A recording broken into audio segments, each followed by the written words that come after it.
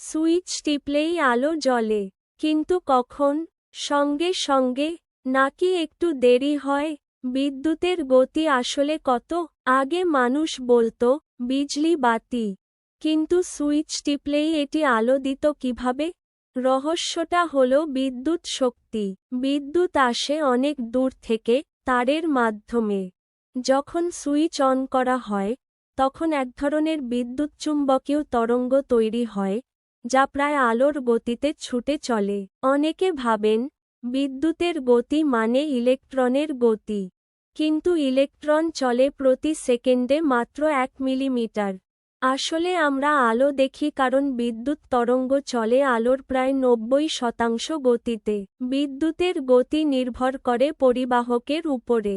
ভালো পরিবাহকের মধ্যে বিদ্যুৎ দ্রুত প্রবাহিত হয়, আর বাধা থাকলে কমে যায়। তাহলে, বিদ্যুৎ কি সঙ্গে সঙ্গে চলে?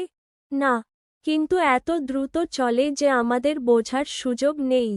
বিদ্যুৎচুম্বকীয় তরঙ্গ আমাদের জীবন বদলে দিয়েছে। সত্যিই আশ্চর্যজনক, তাই না? এমন আরও ভিডিওর জন্য সাবস্ক্রাইব করো।